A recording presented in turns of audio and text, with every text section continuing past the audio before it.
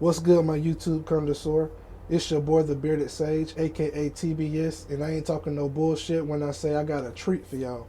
Today we are reacting to Young Don the Sauce God.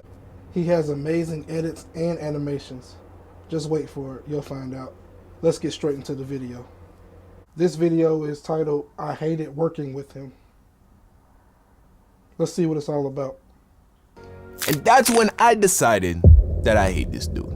You know, if you want to finesse the system, suck up to the bosses, jerk off all day in other departments, and gossip like a teenage girl, fine. But give me my goddamn credit. That's right. I got my headphones in. So I worked a few jobs before I became a YouTuber, and to be honest, a part of me kinda misses it. Because once you're out of school, the workplace is the last place where you don't have to try to make friends. You know, like at school and at work, making friends just kinda happens. When you're forced to be around the same people on a regular basis, it's only a matter of time before you start finding things in common. I mean, how many best friends and relationships have been the result of just being randomly placed in the same room as somebody else because of a class or a job? That's real. But not everyone you meet at work is cool, right? Preach. For every chill, funny, likable person you meet at work, there's gonna be someone else that just knows how to get under your skin. Well, today, I'm gonna be telling you a story about a coworker who I really grew to dislike. So, a lot of you know that technically my first real job was working for McDonald's back in Broward, Florida, my junior year of high school. Bruh, give me a sec. 20 minutes later. Alright, 20 minutes later and we're back. Sorry about that, guys. I'm at work myself as we speak. Let's get straight back into the video. Who I really grew to dislike. So, a lot of you know that technically my first real job was working for McDonald's back in Broward, Florida, my junior year of high school. But it didn't take me more than a couple months. Drop down in the comments your first real job you ever had. My first real job was I worked at a furniture store, and we used to deliver furniture to people and put it together. I kind of got paid under the table because I was like, I think I was like 15, 14. But yeah, that was my first real job. Get fired. So I don't really count as my first real job. Is it technically first real job if you're getting paid under the table? I guess my first real job, I used to work at Piggly Wiggly. I was a bag boy at Piggly Wiggly. It was alright. To me, my first real job was when I worked for Dick's Sporting Goods. Shortly after moving to California, right after I graduated high school, I realized that I needed a job. And I had just started dating a girl whose big sister was an assistant manager at a Dick's Sporting Goods. So my girl pulls some strings, and within a couple of weeks of applying, I get the job. So I show up for my first day of work, I meet a store manager, cool dude, he gives me the rundown, and then he shows me around the team sports department, which was the department that I was gonna be working in. And that's when I met Mark, the supervisor of the team sports department. And Mark was a kind of person I had never met before. He was like a TV character, you know? Like his personality was like a guy straight out of a sitcom. Also, in other words, oh shoot, come on, Persona. In other words, he was an actor. That's what I'm getting. Didn't help. What the? He looked just like Jonah Hill, bro, I swear. Anyway, I liked Mark when I met him, personally. I thought he was an interesting character. You know, he was always decked out in the freshest Nike gear. He was very charismatic, and he knew everything about baseball, which I knew nothing about. And since baseball was our top-selling product, I found myself constantly asking him questions. And he was always very nice and patient with me. So I was rocking with him. One day, I walked to the back of the store, you know, the behind-the-scenes part.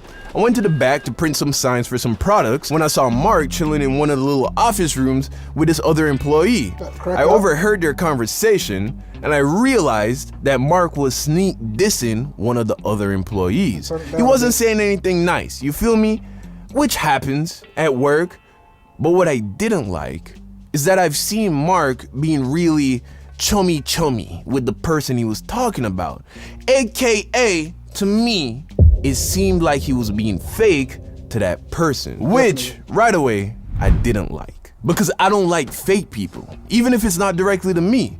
Because if I see you being fake to someone else, how am I gonna know if you're being real with me?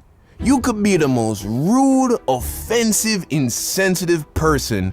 I'd rather hang out with that guy because at least I know he's honest. But if I think you might be fake, I'ma keep my distance. So I started to do that. But I still liked Mark as a coworker. I just knew right then and there that we were never gonna hang out outside of work. But that's fine, as long as he continued to do his job and continue to be a reliable supervisor. Well, then you know, who and what he chooses to talk about with other people, well, that's not my business. So, See, there's nothing wrong with identifying people for who they are and then choosing not to fuck with them. Now, if you choose to fuck with them, you get what you get. I wanted to be a great employee. That's just who I am, right? I'm competitive, and anything I do, I try to do really well. So anything that was asked of me, I tried to do at a high level and with a great attitude. And I don't think it took long for Mark to recognize that. Because in a matter of days of working there, Mark had me running around the store doing everything, right? Cleaning the bathroom, moving heavy equipment, organizing the back room, fixing apparel, any and everything. And at the time, I didn't think anything was wrong with it. You know, I was a new guy. I had to earn my stripes and I was getting paid by the hour. So I did what Mark told me to do. But the longer I worked there, the more I started to notice that Mark wasn't around his department very much. He spent a lot of time in the back office, chopping it up with the store manager. That, or he was in the golf department playing on the golf simulator. And after a while, I realized that this dude was just offloading all his work onto his subordinates. Eventually, other employees started to let me know that this is just what he does. So one night, I'm closing the store after a very busy day, and my department was in shambles, right? And when you're closing, you're supposed to leave it looking close to perfect for when the store opens in the morning. But that day, Mark had the midday shift. But because he was busy jerking off in the other departments, he ain't help me clean. And because he wasn't there, I had to do all the customer service. So no one was cleaning the department. So when he clocks out some hours before me, I'm the one stuck cleaning the entire department that has been a mess for the whole day. But I accepted the challenge. I was literally running around the department, cleaning as fast as I could. I did all the go backs, I tidied up the storage room. I went off, okay? And by the time I clocked out, my department looked amazing. Fast forward to the next day, and both Mark and I are opening, and the store manager was giving us the rundown from the previous day. And apparently, my department made a ton of money, right? Way over projection. So of course, he's complimenting Mark on doing a great job and still managing to keep the department clean so that I had a easy close. So now I'm standing there thinking, this dude ain't do jack. You better give me some credit. I made those sales. I cleaned the department. I better get some recognition. But Mark just took all the praise. Didn't show me any type of love for carrying the team like LeBron in the fourth. Don't you hate when that happens? When you put in the most work, but you don't get that recognition. Now, if there was a complaint, I bet you Mark would have came to him then and told him all about that complaint. But see, they don't like to hand out compliments. And that's when I decided that I hate this dude. You know, if you want to finesse the system, suck up to the bosses, jerk off all day in other departments, and gossip like a teenage girl, talk fine. That shit. But give me my goddamn credit. So I said, you know what? I'm gonna take a page out of Mark's book, and I'm gonna start big chilling. Cause I get paid the same regardless, and if I can't get my pat on the back at least, I'm gonna take a sat in the back and play on my phone. See, it ain't gonna work. But here's the funny thing about it. Know. When I stopped working as hard, my life got harder. Because you may not get credit when you make everything go right, but when things go wrong, best believe everybody's pointing their finger at you. Didn't I just say that? Come on, man. I try not to be the blame other people, point fingers kind of guy. So I wasn't about to start complaining to the store manager about Mark, especially since I knew that Mark had spent the last year greasing this dude up. So after I realized that not working hard on the clock wasn't getting me the sense of justice that I wanted, I went back to working hard, but this time for me. I didn't care if I wasn't gonna get the credit. I still wanted it, but if I didn't get it, whatever. Mark continued being Mark, and that's how things went for a while. And I thought that's how things were gonna stay. But one day, I hear that Mark is putting in his 2 weeks.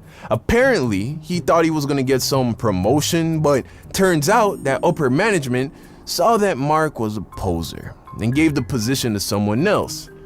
I guess he didn't like that. So eventually, he leaves, leaving his job up for grabs. And guess who gets promoted to being the new department supervisor? The boy. This other guy. Got him! Got him!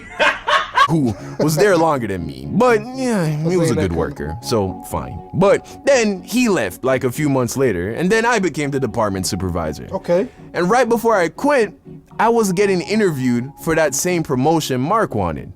So moral of the story, if you ever have the displeasure of working with someone who doesn't pull their own weight, or you feel like you're not getting credit for your work, just because they aren't telling you doesn't mean they don't see it. And as long as you work hard for working hard's sake, underperformers will get exposed, and one way or another, you will eventually rise to the top. Wise words. Ice line, why do I waste my time? Alright, well I guess that's the end of the video. Thank you all for watching to the end. Make sure you like, comment, and subscribe. And don't forget to leave your first job and your worst job in the comment section down below. Let's have a conversation. I'll see you all next time. Goodbye.